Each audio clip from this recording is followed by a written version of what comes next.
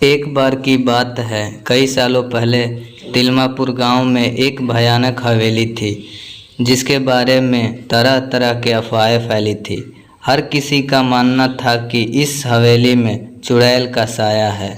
काफ़ी बार गांव वालों को वहां चुड़ैल के होने का एहसास हुआ।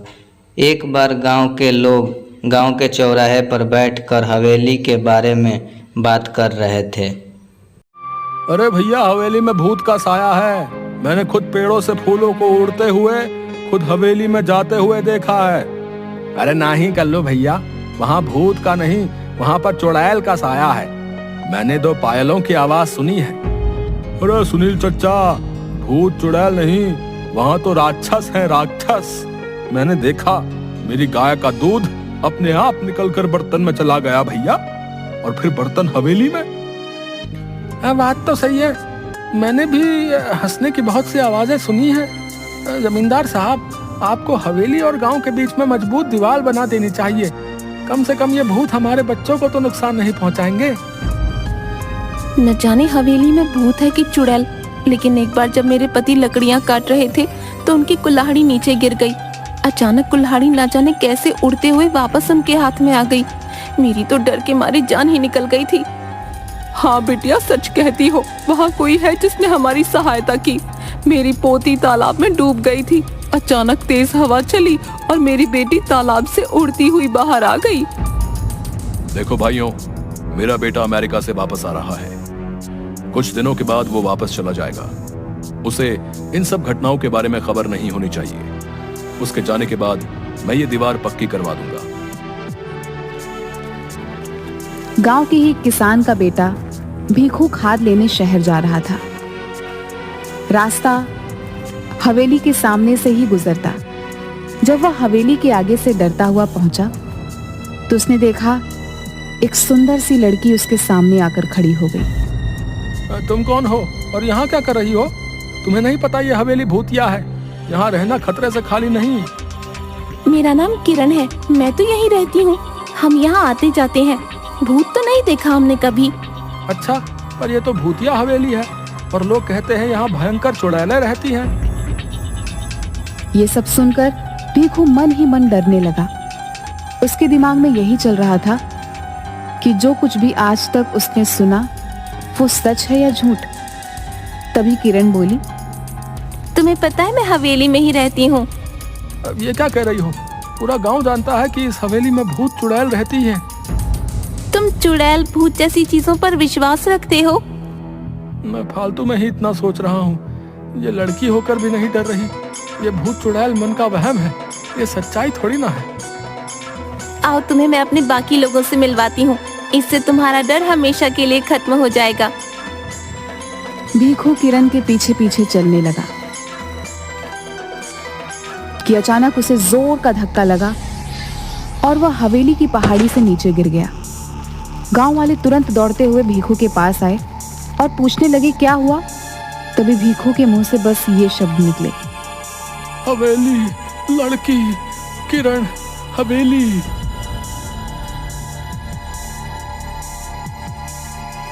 अब तो गांव में डर का भयानक माहौल बन गया था। सबको विश्वास हो गया था कि हवेली में किसी किरण नाम की चुड़ैल का साया है जिसने भीखू को मार दिया है। इस घटना के अगले दिन ही जमींदार साहब का बेटा राजेश अपने दोस्त मयंक के साथ गांव आ रहा होता है। हे भगवान, शाम हो गई है, हवेली के आगे से गुजरना होगा। अरे राजेश भैया, आप उस हवेली की तरफ मत देखना, कहीं उन चुड़ैलों का साया आप पर भी ना पड़ जाए। अरे राजेश, ये तेरा ड्राइवर क्या कह रहा है? चुड़ैलों का साया? गांव के अंधविश्वासों का तो अपना ही मजा है। अरे ड्राइवर भैया, आप चुपचाप गाड़ी चलाओ ना, ये सब अंधविश्वास है, हम सब ये नहीं मानते।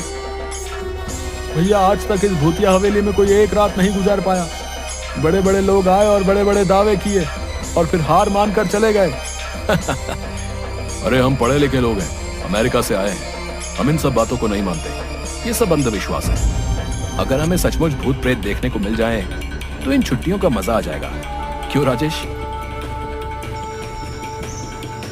क्या हुआ बिरजू? अरे ये गाड़ी के आगे इतने सारे फूल कैसे पड़े? लगता है किसी ने हमारा स्वागत करने के लिए रखे। तो यहाँ रुकना खतरे से खाली नहीं भैया। मैंने अभी अभी किसी को यहाँ से जाते हुए देखा है। ये सब हवेली की चुड़ैलों का काम है। अरे तुम गांव वाले भी कमाल हो, हैं? खुद ही सब कुछ करके शर्मिंदा हो जाते हो।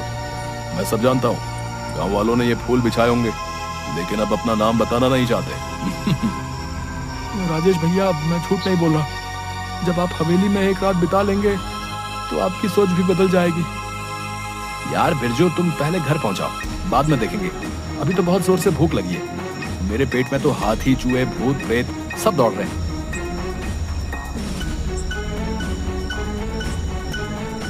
कुछ ही देर में दोनों दोस्त घर पहुंच जाते हैं और आराम से सो जाते हैं। अगले दिन जब वह गांव घूमने जाते हैं तो फिर गांव वाले उन्हें हवेली के पास जाने से मना करते हैं। आखिरकार गांव वालों की सोच को बदलने के लिए राजेश और मयंक उस हवेली में एक रात बिताने का फैसला करते हैं। ये मैं क्या सुन रहा हूँ राजेश, तुम हवेली में जाना चाहते हो? अरे तुम्हारा दिमाग तो ठीक है। मैं तुम्हें कभी इसकी आज्ञा नहीं दूंगा। पिताजी, हम अमेरिका से पढ़कर आए हैं। हम ऐसे अंधविश्वासों को नहीं मानते। वैसे भी वो हवेली बहुत पुरानी है। हम उसे हेरिटेज होटल बनाना चाहते हैं। करोड़ों की प्रॉपर्टी है। अरे चाचा जी, हो सकता है इस हवेली में कुछ लोगों ने कब्जा करने के लिए इस तरह की अफवाहें उड़ाई हों। हम हमेशा के लिए इन सब का समाधान कर देंगे। ठीक है, अगर तुम लोग नहीं मानते तो जाओ, लेकिन अपने साथ 2 गार्ड, बंदूक और सुरक्षा का सारा सामान साथ ले जाओ।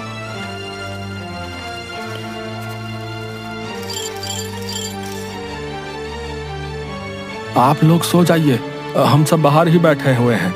कोई भी बात हो तो तुरंत आवाज दीजिएगा। राजेश उठ यार, ये सब क्या हो रहा है? अबे ये पलंग हवा में कैसे उड़ रहा है? और ये गाने की आवाजें भी आ रही हैं। ये खुशबू, ये तो कमल के फूल की खुशबू है।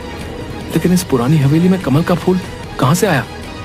इतनी मीठी आवाज तो सिर्फ परियों की हो सकती है, भूत और राक्षस की नहीं। या फिर हम लोगों को डराने के लिए ये किया जा रहा है।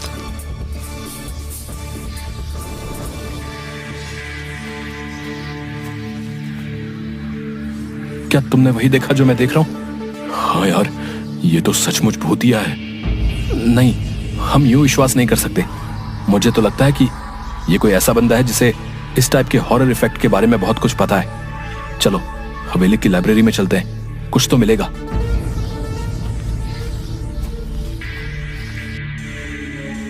ये किताब दूसरी दुनिया की परियों की है, जो कभी कभी उस दुनिया से इस दुनिया में घूमने आया करती थी। 150 साल पहले यह हवेली उन्हीं परियों का अतिथि गृह हुआ करता था, जहां पर वे अपना समय बिताने आया करती थी। अतिथि गृह क्या होता है? Guest house. यानी कि हम लोग एक परियों के गेस्ट हाउस में हैं। वाह भाई, ये तो कमाल हो गया। मेरा ख्याल है हमें बिना आवाज किए चुपचाप देखना चाहिए कि असलियत क्या है, क्योंकि अभी तक हमें परियां नजर नहीं आई हैं।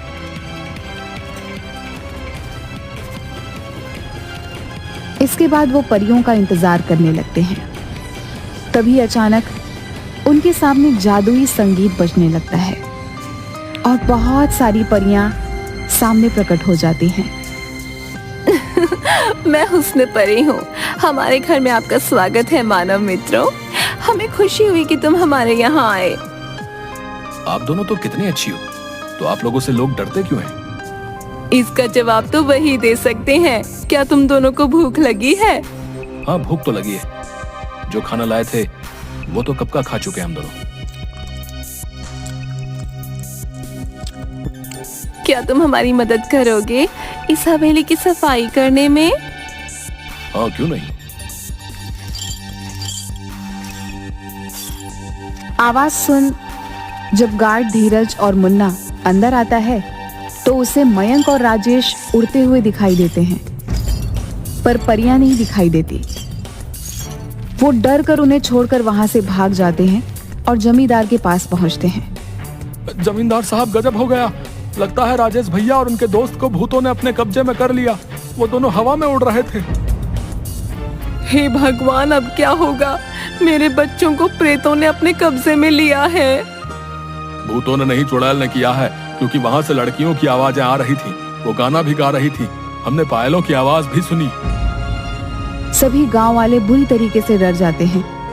मयंक और राजेश अगले दिन जैसे ही सूरज उगता है उन दोनों परियों को अलविदा कहते हैं। हम पर विश्वास करने के लिए धन्यवाद राजेश और मयंक, लेकिन गांव वाले हम पर भरोसा नहीं करते। इस हवेली से हमारी यादें जुड़ी हैं, इसलिए जब भी मन करता है तो कुछ वक्त बिताने हम यहाँ आ जाते हैं।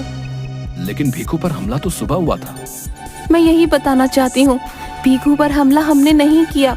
हम तो सिर्फ गांव वालों को शहर से भागकर आए हुए तस्करों से बचाने की कोशिश कर रहे थे, जो सुबह के समय इस हवेली में छुपे रहते हैं और रात को तस्करी के लिए निकल जाते हैं। परियां राजेश और मयंक को बताती हैं, उस दिन जिस दिन पहाड़ी से गिरकर मर गया, उस दिन परी उसकी रक्षा कर रही थी, लेकिन सिर्फ भीखू को ही दिखाई दे रही थी। जब तस्करों ने भीखू को हवेली की तरफ आते हुए देखा तो उन्होंने उसे पीछे से धक्का दे दिया ताकि उनका रहस्य किसी और को न पता चल जाए। तो क्या तस्कर आपको नहीं देख सकते? नहीं, हमें सिर्फ वही देख सकता है जिसके आगे हम अपने आप को खुद दिखाना चाहें। हमने गांव वालों को तस्करों के बारे में बताने की काफी कोशिश की, लेकिन डरपोक गांव वाले हवेली में नहीं आए। आपको परेशान होने की कोई जरूरत नहीं है। आपने हमारे गांव की रक्षा के लिए इतने सालों तक हमारा साथ दिया है। आपकी सच्चाई हम सभी गांव वालों को बताएंगे और हम सभी गांव वालों के साथ अगले हफ्ते दीपावली मनाने यहाँ आएंगे।